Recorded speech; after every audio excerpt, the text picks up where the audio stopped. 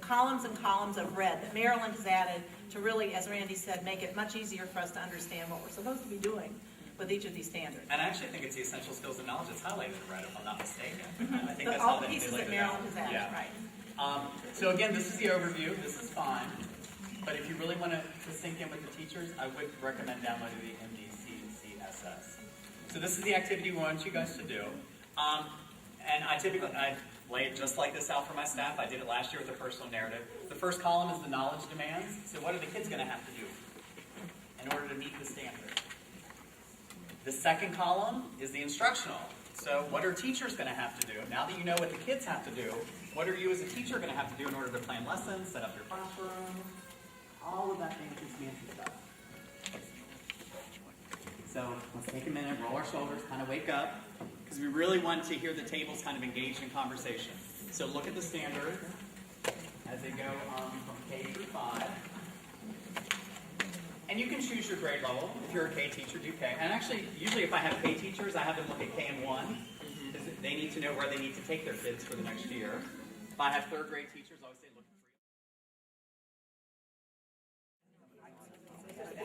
Even though it was okay with getting 3, it wasn't okay, and I just told my kids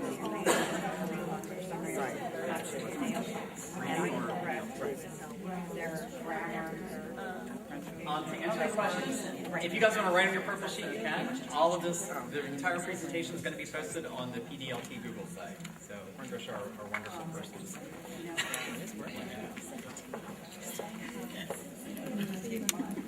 How are we going?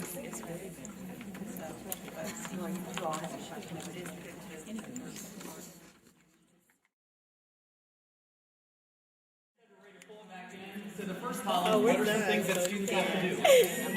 When you share, tell me the grade level you're sharing for and what the students are going to need to do. Grades 2 and 3. Transitional words. Sequencing. Sentence structure. Okay.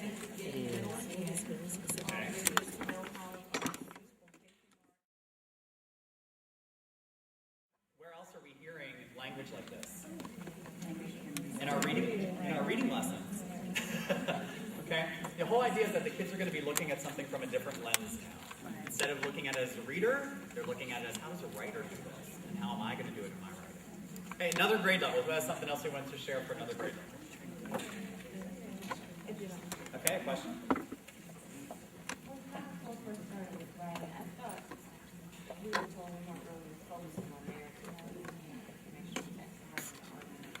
Well, Randy, could you repeat that?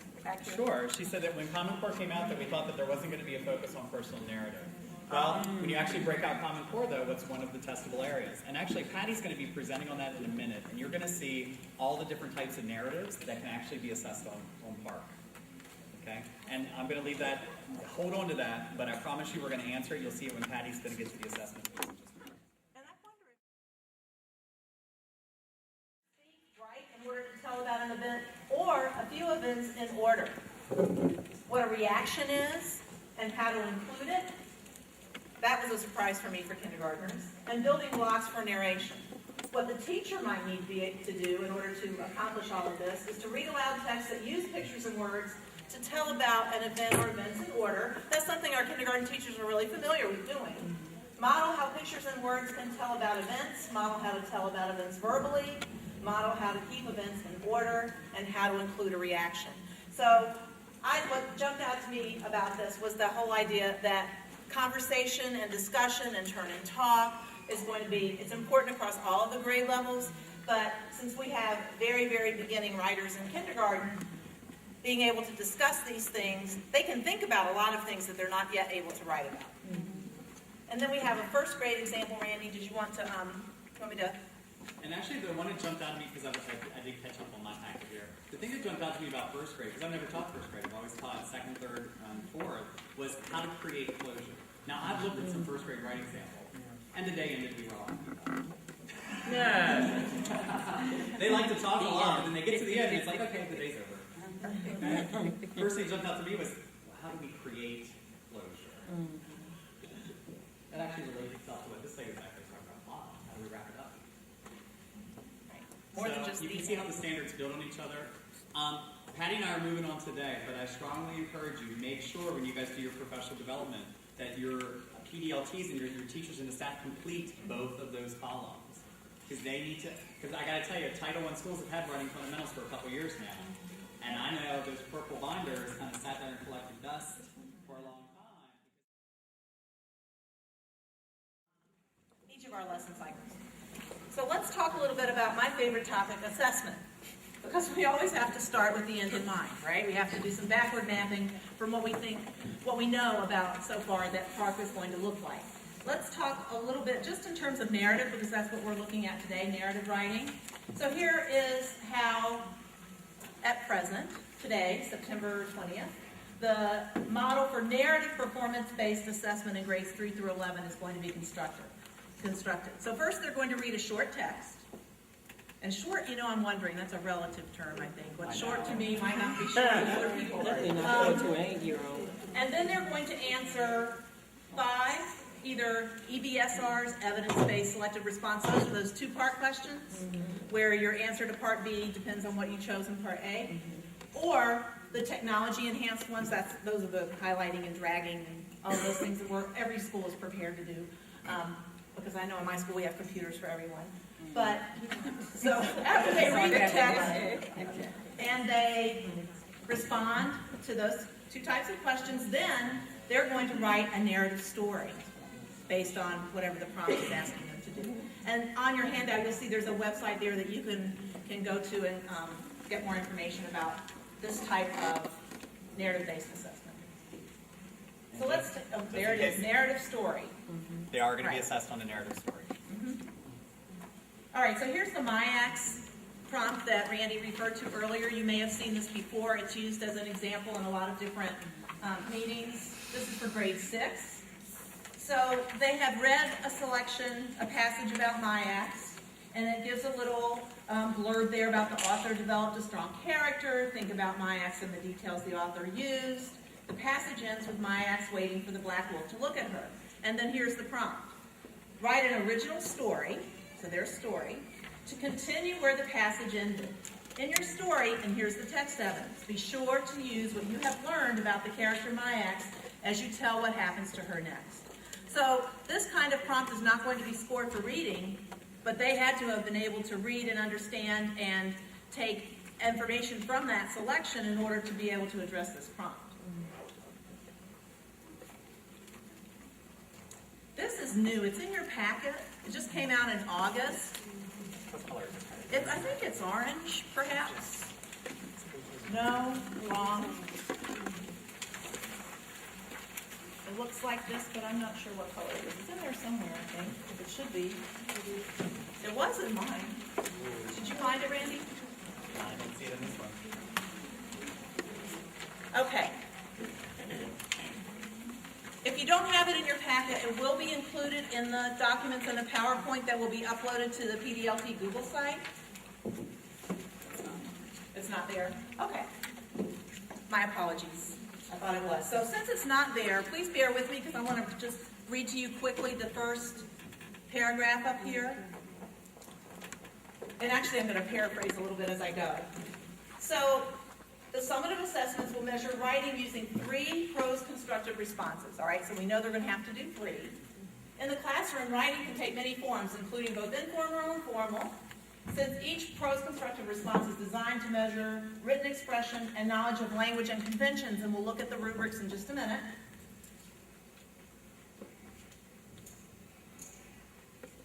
PARC seeks to create items that elicit writing that is authentic for the students to be assessed. The list below represents a sample of the forms which may be elicited from students in response to PARC PCRs.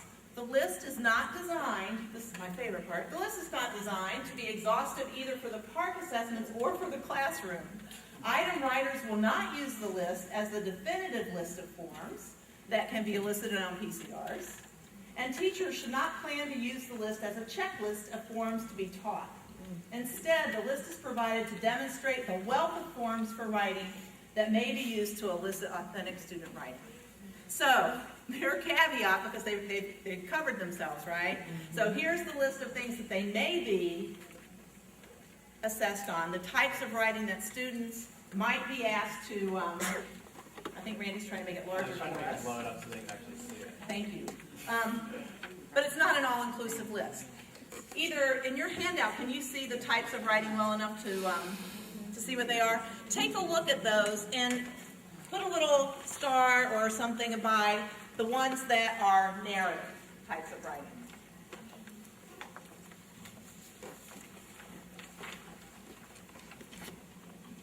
I'll go ahead and read some of them out loud. It popped up with the stars, so I apologize for that. But this is a list of all the genres that the kids could have to write in. We have adventure books, autobiography, biography, book reviews, brochures, character sketches, descriptions, diaries, encyclopedia or wiki entries, explanations, fantasy stories, persuasive letters, humorous stories, legends, magazine articles, scenes from a play, short stories, science fiction stories, speeches. Right, so the stars are showing us which ones would be considered narrative types of writing that are fair game for a narrative prompt on a park assessment. There are a lot of them, aren't there? Individual types of writing, how are our students going to become familiar with them?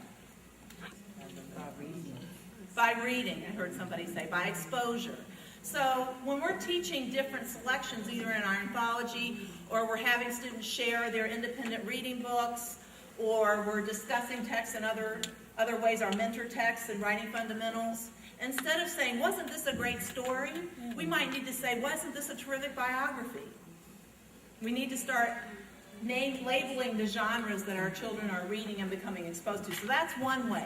In writing fundamentals, the mentor texts help them understand how different types of writing are constructed, so that they can then incorporate them into their own writing, but then they can deal with a prompt that asks them to do something with this. So lots and lots of wide reading and exposure through reading and writing is the way that we're going to be able to address all of these, especially since there are more of them, apparently, than we have on our list.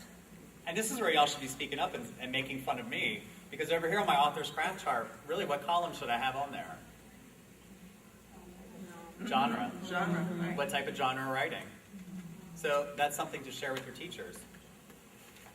Absolutely. So these are, and I'm thinking these are in your packets, the revised rubrics.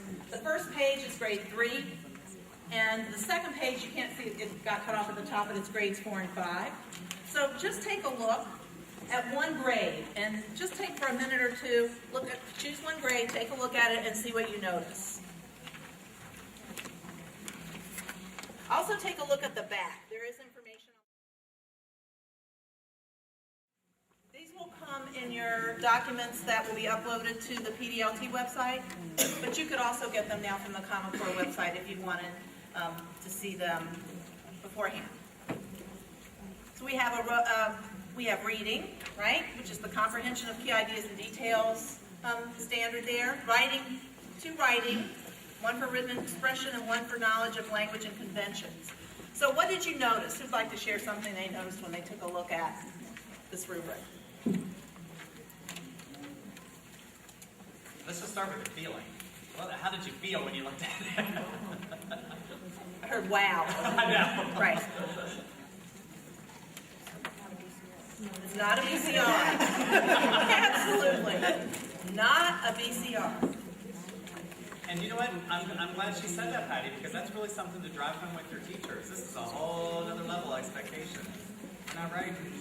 You know, 1 sentence is the answer, 2 supporting details, make an inference or a conclusion if you can. Those days are gone.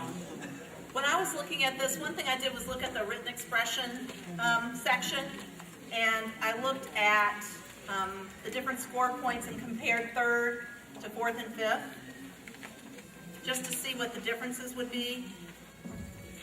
So that might be a way to help your teachers start to take a look at this, to make comparisons between what 3rd grade and then 4th and 5th grade are being asked to do.